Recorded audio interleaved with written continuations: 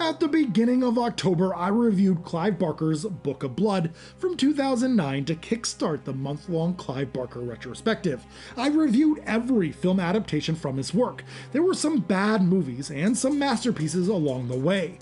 We are finishing up this month by looking at Hulu's Books of Blood from 2020, currently the final Clive Barker film. And it's not just a remake of the 2009 film. I mean, sort of, it kind of is. It's partially a remake. It's an anthology horror film, which is actually really smart. The Books of Blood was an anthology of short stories housed under different volumes. It only makes sense to make a few short films and combine them into one movie. Barker and director Brannon Braga went to Hulu and Fox and pitched the idea of an anthology TV series to air. Barker had a rough stint with Fox in the late 90s and early 2000s, where while being under contract with Fox, Fox made exactly 0 of the 6 scripts Barker made for them.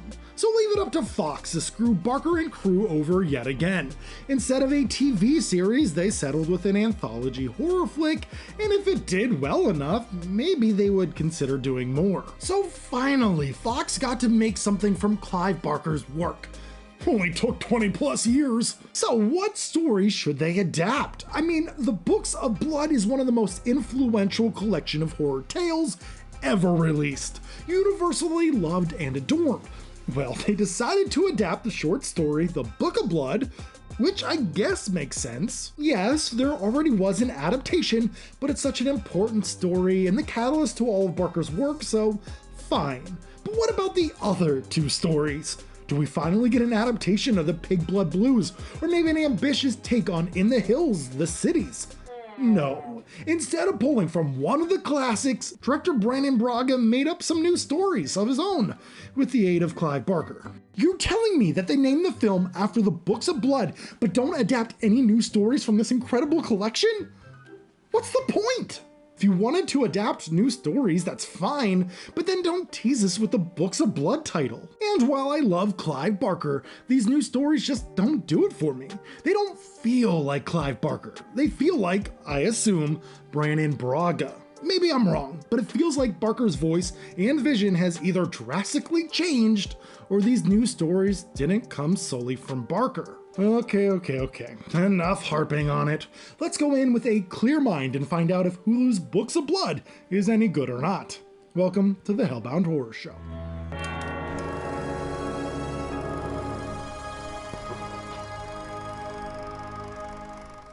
While there are 3 stories, they are all interwoven together. They take place in the same universe. You'll see familiar locations among the stories, and even some of the characters will interact with one another. We start with a Wraparound segment, which is also part of the 3rd and final story.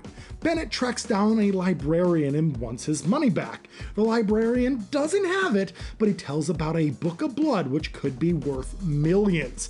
Bennett kills the librarian and goes in search for the Book of Blood with his partner. Cue intro. The first story is Jenna. It's about a girl who's dealing with some mental problems. Her parents aren't the most supportive, so she decides to steal some money and run away. As she runs away, she feels like she's being followed. So she decides to stop at an Airbnb for a night or 2 so she can hide out.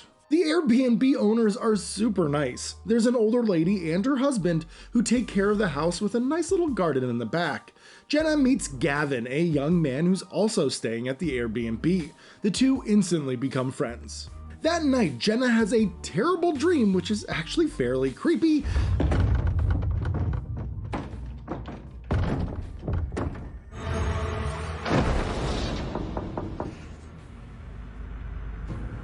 But then it ends with some terrible CGI cockroaches.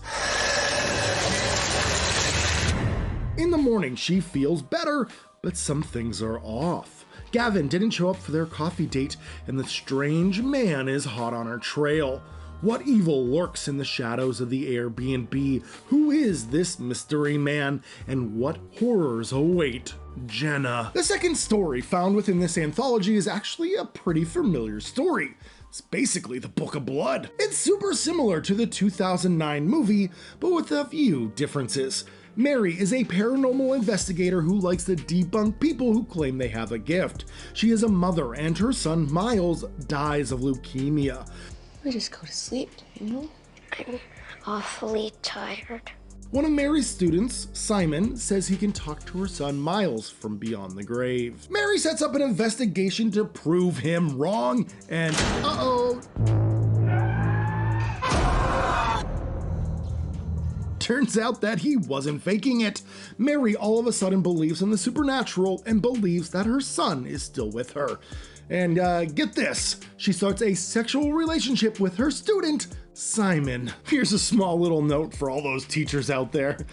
Don't do that! Well, some twists and turns happen, and Simon's skin eventually becomes a vessel for the dead to write their stories. And that's where all the stories from the Books of Blood anthology are found. On Simon's skin, etched from ghostly apparitions. If you've read the short story or have seen the 2009 movie, then not much has changed. Sure, Mary has a child now, but outside of that, it remains mostly intact. It's funny, but the skin effects look so much worse here. I think the 2009 version still holds up in that regard. What version is best? The short story, duh. But which movie does it better? Both are good in certain ways and pretty bad in others. The practical effects, characters, atmosphere, and climax do hit better in the 2009 version, but I enjoy the colors, pacing, and CGI more in the 2020 version. Both have their pros and their cons, and if you combine the positives of both and put them into one movie, that would be the definitive version. I will say, the 2009 version is probably better. 2009 may be boring at times, but at least it didn't have cringe moments like the 2020 version. Like, look at this. That is the stupidest thing I've ever seen. It makes me laugh out loud and roll my eyes at the same time. So bad. The third story is the Wraparound story and is the shortest tale by a significant amount. Bennett and his friend look for the Book of Blood in a run-down haunted town.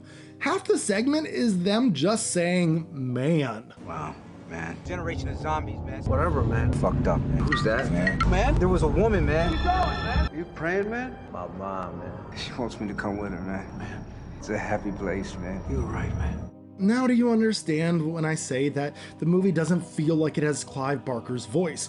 It doesn't feel like Barker wrote this. It doesn't feel like him at all, man. The car randomly breaks down, his partner goes into the church to kill himself, and then Bennett walks to Mary's house. He meets Mary and the Book of Blood, and Mary threatens that his story will be on the skin next.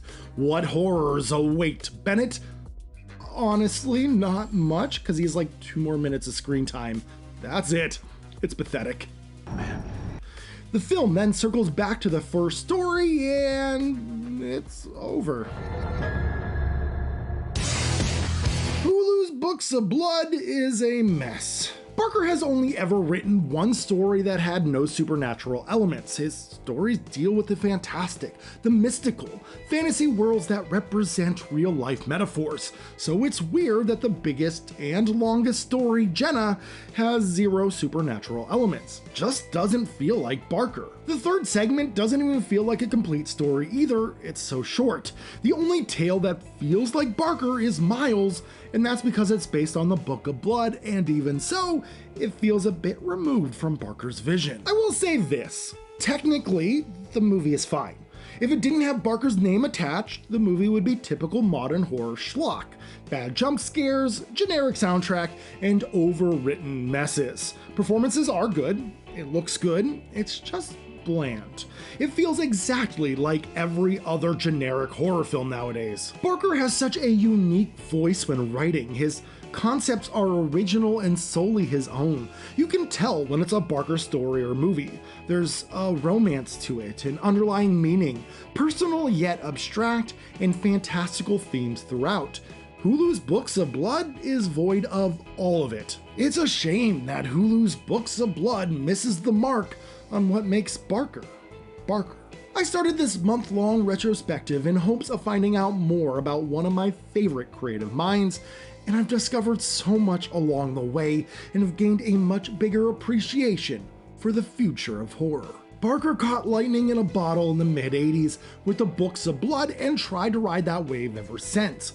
None of his work outside of the 80s even came close to the success he had in the mid-80s, but I don't think that was entirely his fault. In the film world, Barker had been screwed over time and time again by studio execs and people thinking that they know way more than he did. Some of his best work was tinkered with until it was no longer recognizable. Like Stephen King once said, Barker is not merely good, he is great. And not great in the way mainstream critics are liable to appreciate for a good many years. And I think the mainstream is still beginning to learn the brilliance of Barker. I'm so glad that I got to take this time to do a Clive Barker retrospective and share it with all of you, because Clive Barker has played such an important role in my life. Now, I was never the biggest reader as a kid. I read Scary Stories to Tell in the Dark and a few Goosebumps, but the one person who got me to really read was Clive Barker. I discovered his work in middle school and it literally changed my life, and if you don't believe me, listen to this. I started seeing a girl in 2016, and on our third date, we went to the Barnes & Nobles. She loved reading, but I was never the biggest fan. She loved it when people would give her recommendations, and I wanted to relate to her and show her that I wasn't some dumb dude, so I bought the Books of Blood anthology on the spot. Yes, now I have 2 copies. And I asked her to read it if she wanted to. I did this, number 1, to try to impress her, but more importantly, number 2, to ensure another date, one where she could return me the book. Needless to say, we're married now. And without Clive Barker, I don't know. I might not have gotten the chance to marry the most wonderful person I've ever met. So thank you to Clive Barker, and thank you to anyone who's watched this far.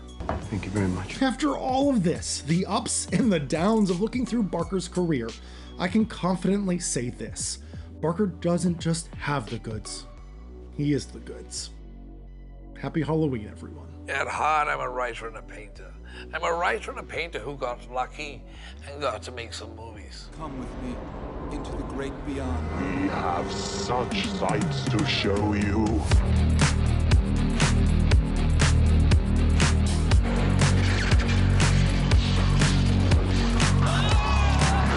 Without breaking a line, it takes you from the tiny to the immense. It takes you from the inside to the outside. It takes you from the imagination to the real.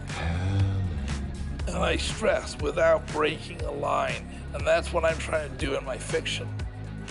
I'm trying to take a reader by the hand, take him or her here, and without breaking the surface of their known reality and violating their understanding of what the real is, slowly coax them, seduce them into a place which is richer and darker and more mythic and more full of echoes and mysteries and profound innocence and, yes, profound guilt and evil. And finally, into oneness, which is right at the heart of things. Jesus wept. Because it has some power to change the world. I'm not interested in art if it can't change the world.